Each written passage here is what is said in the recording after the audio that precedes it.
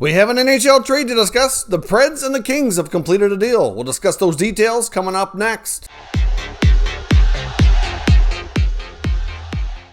So welcome back to another video here at Top Shelf Hockey. As I mentioned, we have some breaking news from the NHL. We have a completed trade between the LA Kings and the Nashville Predators. Now, the Preds have traded forward Victor Arvidsson over to LA in exchange for 2 draft picks. The first draft pick is a 2021 second round selection in this year's draft, of course, which will be number 40 overall, and it's also including a 2022 third round pick. Now, the Kings have a lot of draft currency. They do have picks from other teams as well, but both of these picks are Kings draft picks themselves. So, depending on how they do, will determine where they pick from. But for a player who's basically scored 30 goals 3 times in the last 5 years, a couple down years recently, I think this is a pretty decent return.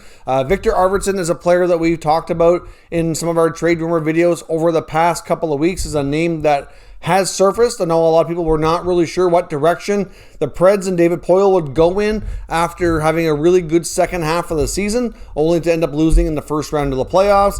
As I kind of suspected, I didn't think that we would see a dramatic change in course here, because it was trending towards the deadline that they were going to be selling off, or trying to at least, a lot of pieces.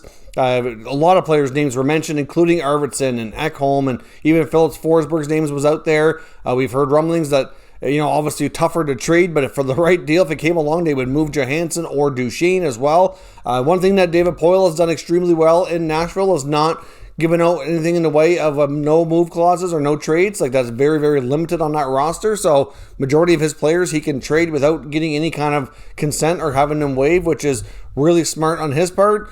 He's also got a lot of longer term contracts that are really reasonable, along with the ones that aren't so reasonable, even though they looked like they would be at the time they were signed, like Duchesne and Johansson being the main ones I'm referring to in that scenario. Now, of course, when it comes to the LA Kings, we've talked about the fact that all of our sources from the LA organization indicate that they've been looking for 2 top 6 forwards this offseason. We heard at the end of the year, guys like Drew Doughty, and then echoed by Anze Kopitar, and even acknowledged and agreed with by guys like Rob Blake and Luc Robitaille, that the Kings needed to add some more players who can help right now. They have a ton of prospects and a lot of youth in this organization that are really high-end elite talent that could take this team really far and really be a strong team for a long time based on how well they've drafted. But some of those players, quite a few of them, are not ready to have that impact today. But the Kings feel like they can take some major steps forward and provide more competition for those young players by adding some more experienced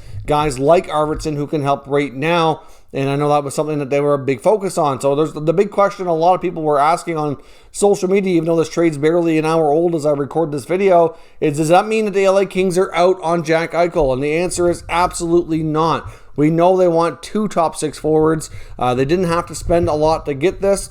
Clearly, if they did complete an Eichel trade, there would be more coming off the roster in order to help facilitate a trade from a financial standpoint as well. But for those asking, this does not mean that they're not going to go after Eichel. Now, it doesn't mean that they're for sure going to be the ones to land him either, but if it's not him, it will be somebody else. They've made that clear, and I fully suspect that they will continue to be doing business and will be a team that we continue to talk about here throughout this offseason, because they're ready to take some steps forward.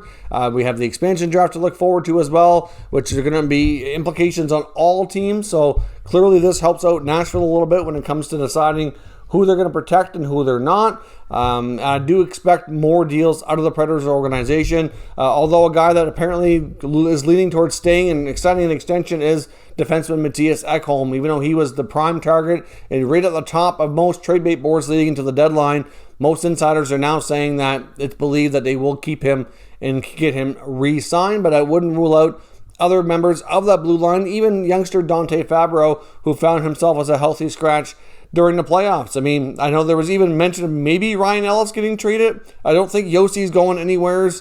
If Ekholm sticks around, they could certainly consider keeping Ellis as well. It gives them a good foundation to build upon if they can get other things in order here. But clearly this team in Nashville struggles to score. If you look at Arvidsson, like I said, he's basically a 3-time 30-goal scorer. One of those years he hit 29, but he didn't play the full season as well. So to me, you could basically say he hit 30. But like his second full season as an NHLer, he was a 31-goal guy, hit 29, hit 34. The past 2 years, his number's been down, but he has battled some injuries as well.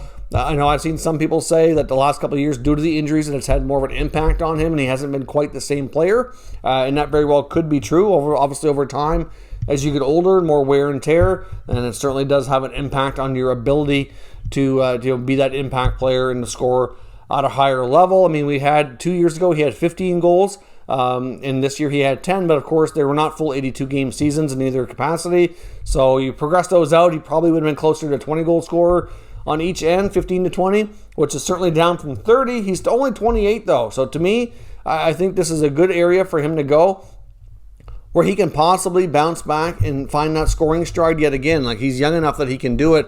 And the other thing you got to remember for the last 2 years is that it's not just him. The whole Nashville team as a whole has struggled offensively, and there was never really been their major strong suit, but they were certainly better in the years past when he was contributing at a higher level. So yes, is he part of that? Of course he is. But when your teammates and your line mates are struggling all around you, it certainly compounds the issue. And you've been dealing with injuries on top of that. It just seems like it's one of those cases where, you need a fresh start. You need to change the scenery to kind of get your career back on track. But he's got 3 years left at $4.25 million.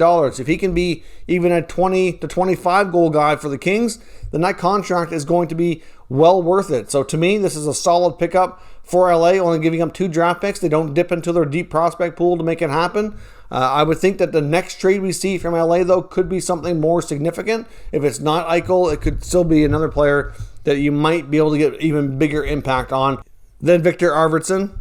But I guess we will see. I do expect more activity on this team here. May not be immediately, but sometime between now and the expansion and entry draft, which is, now that we're into July 1st today, and we're heading in the home stretch here to the real busy part of the NHL offseason. This very well could be the beginning of a busy trade season. I expect there to be tons of activity, lots of players trading between teams, because a lot of teams, between the salary cap, expansion draft, and everything else that they're dealing with here, it could be one of the busier off seasons in recent history, if not even the most. So we'll see what happens. Let me know your thoughts on this trade and other deals you might see from these teams in the comments, and we'll discuss further. If you're new to the channel, make sure you subscribe and stick around. We'll keep you up to date with all the latest news and rumors on all 32 NHL teams.